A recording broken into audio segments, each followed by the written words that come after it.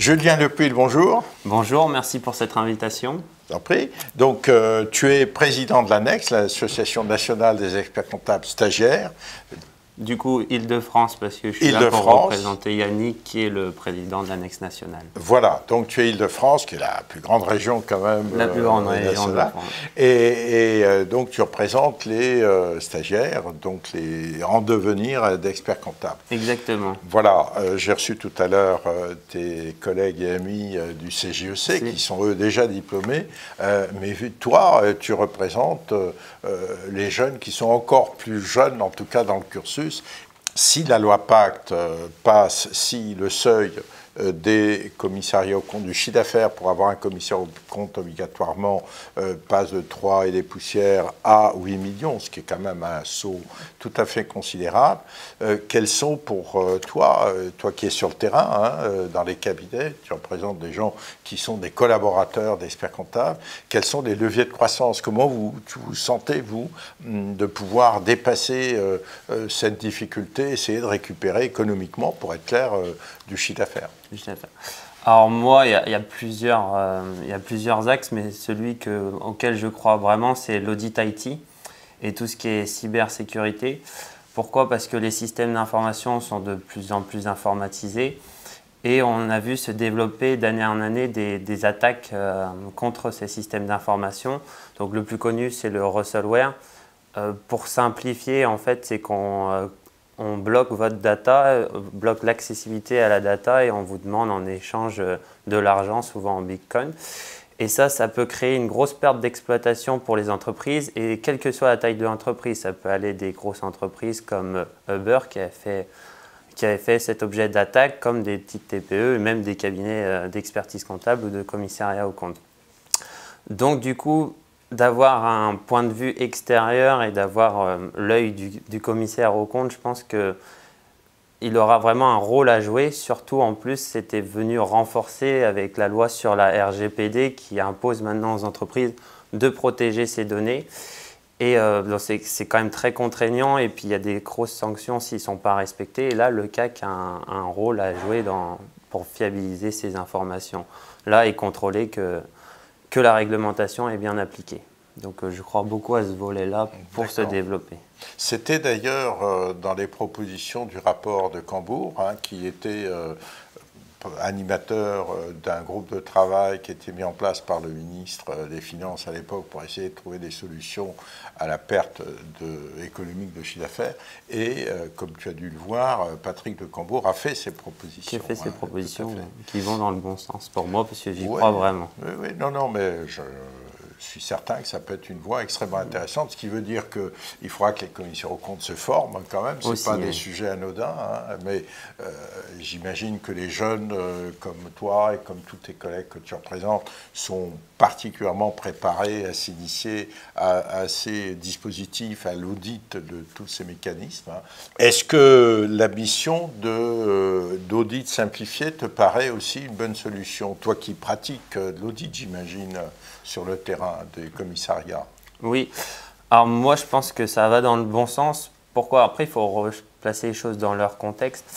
Avec l'affaire Enron qui date maintenant, mais ça part de là, il y a eu un renforcement de la réglementation puisque le métier de commissaire aux comptes avait perdu un peu de sa légitimité. Pour regagner en légitimité, on a renforcé la réglementation. Mais on l'a tellement renforcé que des fois, c'était plus adapté à la réalité économique et notamment selon la taille des entreprises. Et donc, du coup, de simplifier pour les petites entreprises qui n'ont pas les mêmes enjeux que les grandes.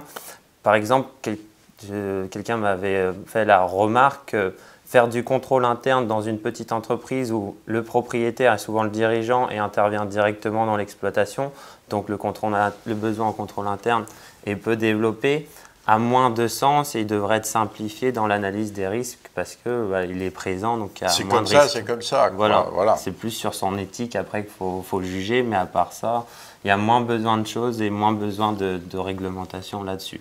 Donc il y a des choses à faire, ça va dans le bon sens. Tout à fait, oui. C'est-à-dire que trop de réglementation tue le métier, quoi. Un peu, voilà. ouais. Sur les missions envisageables, tu as fait le plein de ce que tu imagines avec l'attestation simplifiée, enfin l'audit simplifié, et les missions, disons, plus modernes de cybersécurité, RGPD, etc. Alors, ou est-ce que tu vois autre chose? Moi, je vois vraiment autre chose, mais plus qu'une prestation, c'est un changement d'approche pour notre métier. On est plusieurs à le porter, hein, je ne suis pas tout seul pour en avoir discuté. C'est la création d'un label tiers de confiance, je vais l'appeler comme ça. Et pourquoi un label? Parce que déjà, le besoin de fiabiliser l'information est toujours aussi grand. Le rôle du commissaire aux comptes a toutes ses légitimités puisque les flux vont de plus en plus vite et personne ne peut s'y retrouver. Donc, il y a toujours besoin d'un garant de confiance. Mais il faut prendre aussi en compte que, en fait, on a les entrepreneurs et les chefs d'entreprise, des fois, ont du mal à percevoir la valeur ajoutée du commissaire aux comptes. Pourquoi? Parce qu'au final, quand tout va bien, on ne voit pas ce qu'il fait et quand tout va mal, on dit que c'est de sa faute parce qu'il n'a pas fait son travail. Et même en termes de chiffre d'affaires et en termes de communication auprès des tiers, personne ne va lire le rapport du commissaire aux comptes. Il n'y a que ceux qui sont en assemblée et encore, ils ne vont pas tous le lire. Alors que si on crée un label qui est un outil de communication, ils vont pouvoir le vendre auprès des tiers qui ont des bonnes pratiques au sein de l'entreprise. Mais ça demande par contre, pour la création de ce label, d'aller voir tous les acteurs économiques, de voir leurs attentes et de dépasser les données financières et d'intégrer des données non financières sur l'environnement, par exemple, sur la mixité et la parité. Pour moi, il faut changer d'approche pour que ça apporte de la valeur ajoutée, tout en gardant nos normes et nos valeurs. D'accord.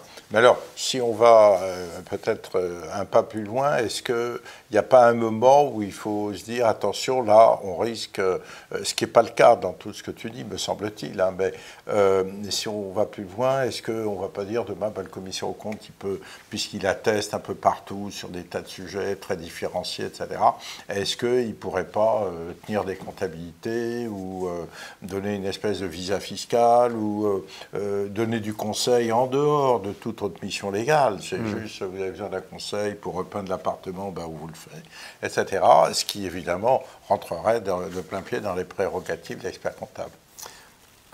Oui, alors moi, je ne suis pas pour et tout. Je pense que les métiers doivent tous les deux rester séparés.